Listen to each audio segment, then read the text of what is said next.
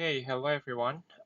This is actually an unplanned and it's kind of surprise session. So I will label it as anything will do because we can talk about anything really. And in this part, just really interested in this. I'm just explaining the languages. So because I love learning languages, even though I'm still kind of basic. But you know, just something I want to talk about. And I have 5 unique facts about languages. Actually, all of these contents in this channel will be generated by ChatGPT or other AI. So, just to make it more quick and simple. But the basic purpose of this channel is to just, practice, practice actually. uh, practice languages, practice or share knowledge and something like that.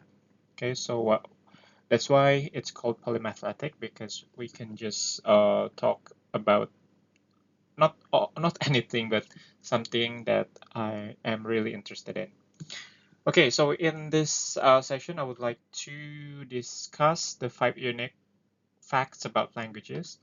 Maybe I will have some comments or thoughts on the facts. Okay, let's see the first fact. Okay, so the first fact is Silbo Gomero, a whistled language. So on the island of La Gomera in the Canary Islands, locals use a whistled language called Silbo Gomero. It is used to communicate across the island's deep valleys and ravines and is recognized by UNESCO as a masterpiece of the oral and intangible heritage of humanity. Well, it's really interesting because whistle, like something that we can produce, right?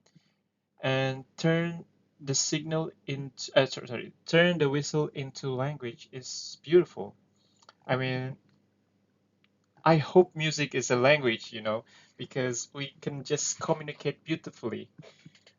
And wow, I am wondering what kind of um, conversation they are having.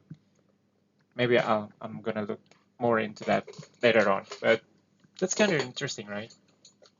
Using whistle as a means of communication. That's beautiful. That's beautiful, surely. Okay, maybe we go to the next fact. Number 2, we have pira. I'm not sure how to pronounce it. There is an accent on top of the A. Yeah, just call it pira, a language without numbers. So the pira language, spoken by the Pira people of the Amazon rainforest, is unique in that it has no words for specific numbers. Instead, it uses relative terms like few and many. This language challenges the notion that numerical cognition is a universal human trait.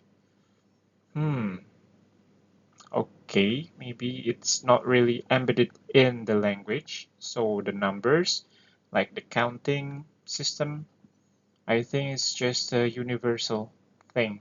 It's not really specific to a language. That's kind of intriguing um, proposition. And about the number, they only use, maybe not only, I mean, they use relative terms like few, many, a little bit, too much, but they don't have a specific amount or quantity. Hmm. I think it's acceptable. I mean, most of the time we don't really need to know how many items we are talking about, just to give the general uh, sense.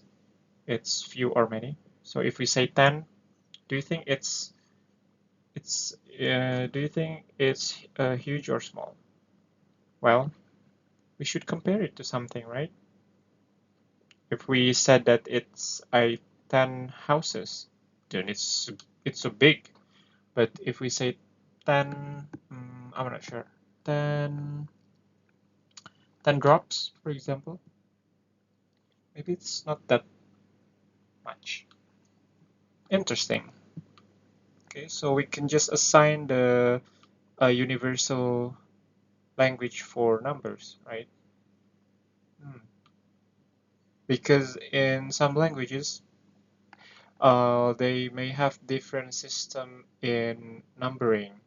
Like in French, for example, to talk or to say, uh, maybe it's just the term, 82,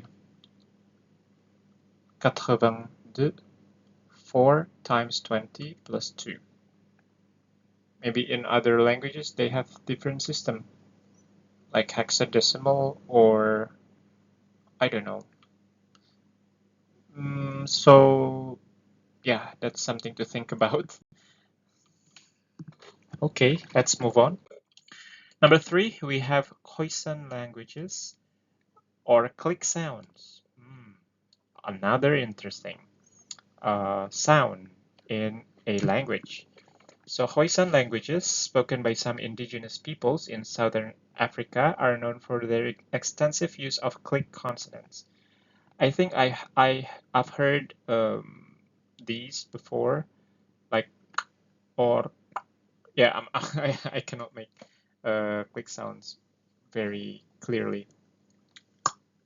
Maybe yeah, something like that. In a language, that's also interesting because that's the sound we can produce. Why?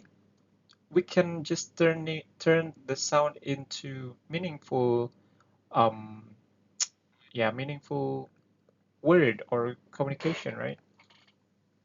Why not? So this is the diversity, the richness of languages. And these click sounds are a rare phonetic feature not found in most other languages around the world. So it is very, very unique. Okay, and let's go to the next fact. We have Tokipona, the minimalist language. Tokipona is constructed language. Okay, it's just a constructed language with only around 120 to 125 root words. It was created by Sonja Lang to express maximum meaning with minimal complexity, emphasizing simplicity and positive thinking. Despite its small vocabulary, it can convey a wide range of ideas through context and combination of words. Okay, maybe we don't need to remember a lot of vocabularies. We can just combine some root words into a meaningful one.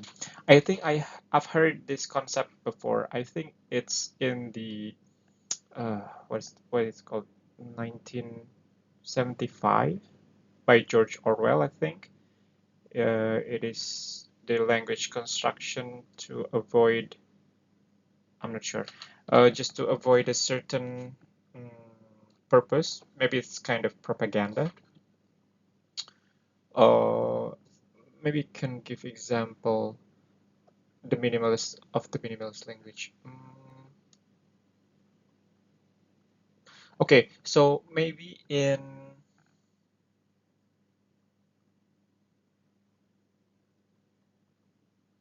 oh, okay. Actually, my native language is Indonesian. So in Indonesian, we have, for example, the sun is called matahari. So the exact meaning of the term is actually the eye of the day. So we can combine mata, eye, and hari, day, because during the day, that's uh, the day is defined by the sun. You know, uh, if the sun comes up, it means the day begins. So that's why we call it the eye of the day. So we don't have other specific term.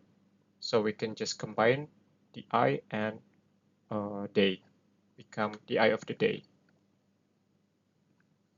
yeah, I think that's kind of yeah, that's kind of idea that the minimalist language will bring up. Mm, yeah, I'm just curious about a specific term, how they combine those words into a meaningful one. Okay, we can just look in detail if you want to know. Okay, the last fact is ithquil. This is a language for precision. ithquil is a constructed language as well, designed to convey complex ideas with great precision and brevity. Created by John Quijada, I think, is it Spanish? Quijada. It aims to minimize ambiguity and maximize efficiency in communication. Although not widely spoken, it has garnered interest for its linguistic innovation and complexity. Okay, no offense, but I don't really like a constructed language. I think all languages are constructed, actually. Like English is constructed. At the beginning, we have to go back to the beginning of time maybe.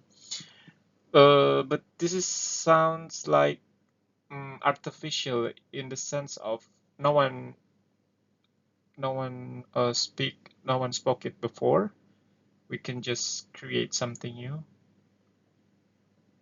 just to, well, why not? Okay, why not? The question is why not?